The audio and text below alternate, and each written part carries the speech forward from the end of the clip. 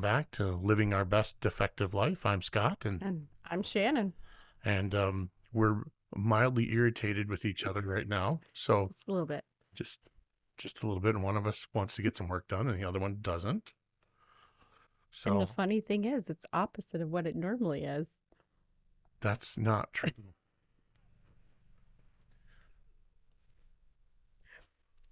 Anywho, episode 10, right? 10. I think so. Yes. We're looking at episode 10. So episode 10. We planned on doing this episode a week and a half or so back, but Thursday night, It was this last Thursday. Yeah. Thursday night, Friday morning, made it readily apparent that this was an episode that we needed to do. Yeah, that this would be the next one. So this is where we're starting. Do you want to give your impression, or do you want me to open?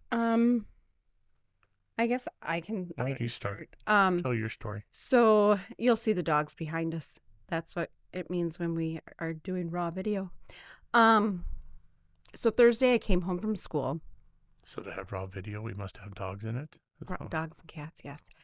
Came home from school and you were having a very rough day. You were in some pain, just not mildly irritated. I could tell that you were in pain because you get a little bit more grumpy. And it's very hard at times I have to remind myself that he's not irritated at me, that it is just him being in pain. And we were having dinner, and during dinner was when your foot started just to kind of send crazy signals to your brain that it was pain. And here he is, he tries to keep his pain under control, and where he's not outwardly verbal, I guess, for lack of better description. And Thursday night he couldn't. He would scream in excruciating pain, and it is very hard to watch the person you love be in pain and visibly see him in pain. Explain why it's hard to watch. It's hard to watch because there's nothing I can do about it. It's hard to watch because when we first met, you were so strong and capable of doing all kinds of things. I guess when any couple gets married, the man, your husband's the protector, the one that takes care of you, and vice versa. I mean, in our relationship, It's a partnership. It is. We all fill different roles. And but knowing there's nothing I can do. There is not I guess sometimes it's hard to watch because sometimes I think if I've reached over and touched him, and at that moment that I touched him is when he was having a lack of better word, wrong signals sent to his brain, and he'd scream out in pain. Well, oh, I'm sorry, I didn't mean to do that, and he would have to tell me that it wasn't me, which I know. I mean, I barely touched him. I know it's not my fault. The funny thing in all this that night is, of course, it's the first time that we've really had some decent weather, 70 warm. So the windows are open and he's screaming, and he's a big guy. He has big lungs. It's loud. And I had to go around and shut the windows because I was worried that our neighbors would be calling 911 thinking I was murdering him or doing something, hurting him, and that we'd have the police. So that was kind of a comical thing that ran through my brain because he was like you that they might want to have a random call where somebody was trying to be murdered and it wouldn't be happening. I'm sure with our windows open, that our police department has plenty to keep them busy. We hear sirens quite often. So, but it is hard. It was a hard night. That night he did not. I went to bed to try to sleep. He stayed out in the living room because he doesn't, I have to go to work the next morning. He doesn't want to keep me awake. He wants me to be able to get the rest that I need. However, I could still hear him stumbling around because he was very wobbly that night, more so than you have been. Actually, I don't think I've seen you that bad other than the times like when you've been sick and in the hospital where he couldn't walk, and um it's just very hard. I think I'm going to leave it at that So your because I might summary, it's just that's very it, hard. it's there's So lack there of you have it, words. folks. That's episode 10. It's just very hard. That would be a great title. Maybe that should be our title. It is See, just I, hard. I don't know where we're at yet. From my perspective, I could feel it coming all day long, and I knew it was coming. And to be very clear, we have done all kinds of of uh, uh, research and studying me and changing diet and removing things and adding things and taking things away. I'm not new to this. I've had this problem for 20 years. It's not new. Um, what we find is that there's nothing predictable about what happens to me or how it happens or when it happens or why it happens. So for me, all I could do was know that it was coming, prepare for it, and um, hope that it didn't affect the people around me too much. I know it does. I know my wife cares for me. I know that she doesn't want to see me in pain. I know that even the animals act weird when I'm in pain. They can sense my stress, and it does cause me a lot of pain and stress and frustration. Um, but I guess what I wanted to say as a note to that as well is that me staying up all night because of the pain or because of the um, um, just the general restlessness is not uncommon. Um, the other thing that also comes to mind is knowing that there's nothing anyone can do for you. You have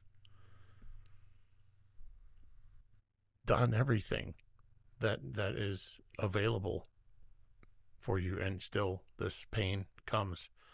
And it was a particularly bad episode. Um, Even amongst my bad episodes, this one ranks up there in the top three. So it was a frustration, and to give an idea of what the pain that is experienced feels like, I have likened like one of these attacks, like the firestorm kind of thing, to being stabbed with a hot ice pick over and over and over at random intervals.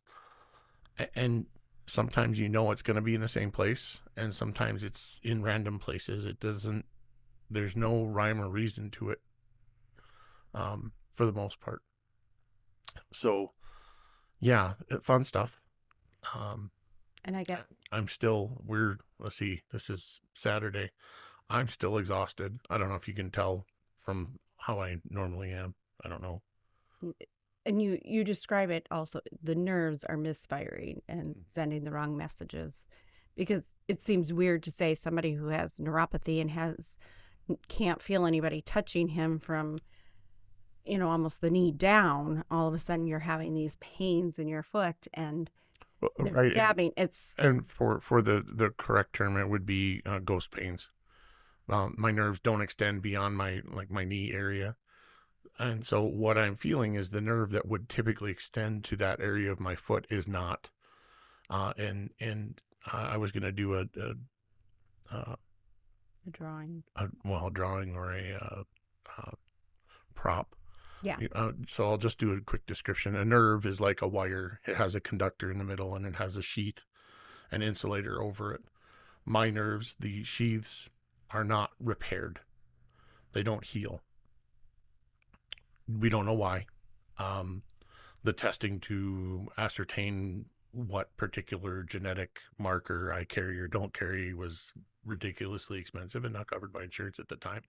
And as far as we took it, the knowing that wouldn't change how it was treated at the time. And again, my insurance is not going to cover the testing because it doesn't change how it's treated. So that hasn't changed in the last 10 years. Anyway, back to so essentially my nerves have a short circuit. So the whatever it was that took place, whether it was a body chemistry change, whether it was some insult or injury at some other point in my extended long nerves, I don't know. It doesn't matter. All that I know is that my left foot felt like it was being stabbed over and over and over and over again. And um, there's no relief. You can't do anything to it to make it better. Um, and and so you just suffer through. And You do. We've used essential oils at times, which give you not like total relief or anything, but it does. so let me describe the way that helps. That helps in between the um, impulses of pain. It helps me relax in between so that I'm not so full of stress and tension the next time. It does provide some relief, but it's not like I put that on and everything just goes away. That I haven't found anything that does that. Not even any of the pain meds that they No, that no, just kind of and take edge off. there's so much else that I could say about that. Um, the the pain meds that I'm prescribed are, basically it's anti-seizure medication. I'm using it off label. Um, the fact that it works, I don't care why. I don't care that it's off label. It works for me, and that's all that I care. So, um, obviously, And what works for you may not work for doesn't somebody else. work for somebody else, and that just goes to show you that we know so little about our own bodies, compared to what we know about other things. Other things that massage has helped. Yeah, yep. We have a friend that has I almost said massage parlor, but that's not correct. It's a massage spa salon. Yes. Salon. Someone will correct me. I'm certain the internet has its ways. And she has done something called myofascial release. And I find that to be incredibly powerful for relaxing the stress and, I don't want to, what do I say, built up hurt that I carry. Um, when you're under constant pain, your body just carries stress differently, and you tend to be very stiff, and I am very stiff for a lot of reasons, and that's one of them. But that tends to help. And even with your walking too, you try to walk so it doesn't hurt, and that causes issues with other muscles that may not be affected directly by the neuropathy, but you're tightening those muscles up, using those muscles differently because trying to compensate for Muscles that you don't have control over, yep. And like so that. the massage works for that. It just Well, as I say, I'm pretty convinced that the only reason I can still walk is my ankles just don't move. If my ankles were loose, I wouldn't be able to walk. I wouldn't be able to hold myself up. So that's one of the reasons I can walk. I walk like a stick. penguin. Yeah, yeah. So I have like, well, go ahead, say it, say it, What? say it. The characteristics of a penguin? Sure. Your daughter like was doing a report on penguins, and she came up with the characteristics of a penguin, that they have Four characteristics. big feet, a big head. Mm-hmm. What was the other? I can't. Elongated body. Yep, elongated body and wobbled. I can't remember. I don't remember what I it was. can't. There was, and she goes, "Yep, She just checked them all off. Yep, you're a penguin, Dad. yeah." So that's kind of how he. Flippers for feet. That's right, flippers for feet, Yep, long flippered like feet. That's what I was flippers for feet. saying. So yeah, Yeah. So he does that. He wobbles. Um, I walk like an upside down weeble. his walking, not wobbling. His wobbly walking has gotten worse, extremely worse, I would say, in the last year. Um, where he needs to use a cane constantly when he's out of the house, and it's getting very close to probably needing it in the house. Um, we work at, the cats work very hard on making sure they are in your way when you're walking.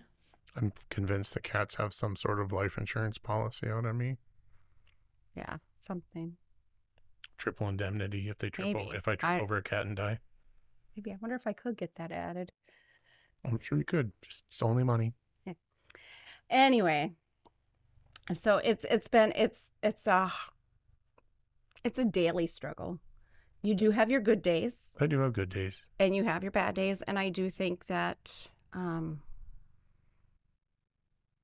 think some of the things that you do lead up to some of those bad days. Oh, Long days in cars, definitely riding in cars. if I overdo it, I'm asking for it and I know it. If I push too hard the day before, like how do I put this? I can get stuff done in a day that a regular person could get done in a day. The difference being that I'm going to spend then 3 days not being able to do much of anything after that. And that's frustrating to me. That being said, it's better for me to meter out what I do day to day and not suffer the pain and the frustration of being in pain and not being able to do anything because everything hurts.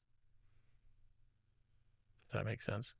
I But think so. what we were talking about specifically just a few days ago, what we were talking about specifically just a few days ago, there we go, I'll get it spit out. That happened on Thursday. Happened on Thursday, it's now Saturday, is something other than that. This was just my body doing whatever it did. There was no lead up to that. There was no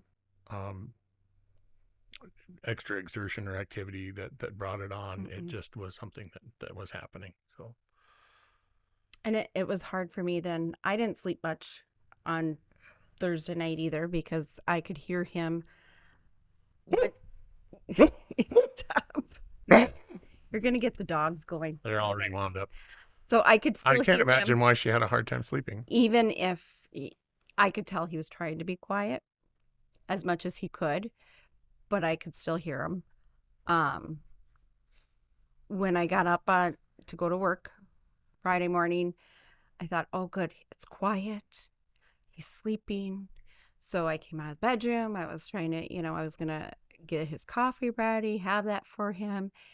And he just reached up his hand and kind of waved to me as a good morning wave to let me know that he was awake. So he didn't sleep. I thought maybe he finally rested. But it was very hard for me to have to go to work and know that here he is at home. Is he going to need something? Thankfully, I only work a few minutes away, so I can check in on him. Our youngest son was still here, so I knew if something, like if he got up and then fell or something, I knew our son would get up. Eventually, he'd hear you yelling maybe and get up out of bed. I still have lungs on me. So, you know how those teenagers are. But It's shameful. so it was hard. It was hard because I had to go to work, do my job at work, and then, but still in the back of my mind is, Is he okay? Um, it is not as bad. I don't have that many days like I used to when we lived, 25 miles from work, and he'd be home during the day by himself and have these bad days where, okay, I'm going to work, he's by himself. Or even at that time, we had an outdoor wood stove. Is he gonna, he would wander out there and worry about him falling So I had outside. no purpose. I just wandered out and threw myself in the fire. It's not what I'm saying, that you would have to wander out there to go take care of the wood stove so that the house would still be warm when we came home from school. Um, so moving into town closer to where I work has been a blessing in that It's been respect. a lot of stress relief off of both of us not having a large property that we're trying to look after. Um, Doing regular homeowner stuff. I think between the two of us, we can pretty. If I can not be frustrated by not being able to do it myself, I think, and then Shannon not being frustrated because she's not good at it immediately, I think we do okay. But I think that's the big thing between the two of us is me being frustrated that I can't do it, and her being frustrated that even though she's never attempted this before, she's not good at it. Well, no kidding. And, I don't know, husbands and wives out there, if you've ever worked together and your husband's trying to teach you by explaining things to you. We do speak different languages, so there may be some. Both speak English, shockingly. One of us just doesn't understand English. Uh-huh, sure.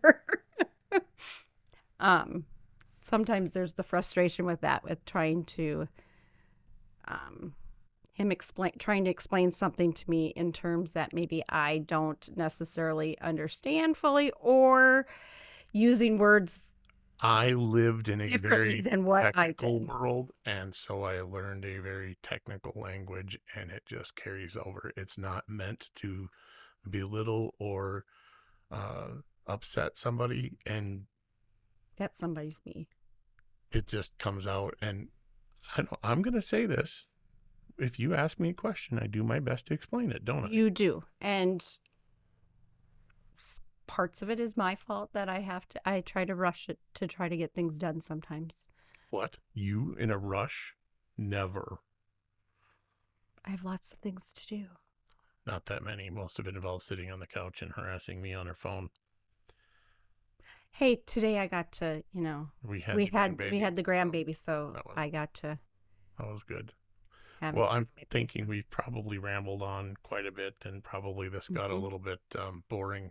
Sorry. And we apologize for that. However, we hope you made it this far, and if you did, this is the first time that I am going to say if you like what you're seeing, please hit the like button, hit the subscribe button, Share. share it. That just helps us get the word out and talk to more people and hear what's going on. So, And for those of you that are living with chronic pain, um, or are a caretaker with somebody in chronic pain, just know that you're not alone. and we want to hear from you. Yes. We want to hear your stories, good, bad, otherwise. That's why we're doing this. It's important. Yep. And I'm Shannon, And I'm Scott. and we're just living our best effective life. Have a great life. Hey, look at that. I didn't have to move it, but I still moved it anyway.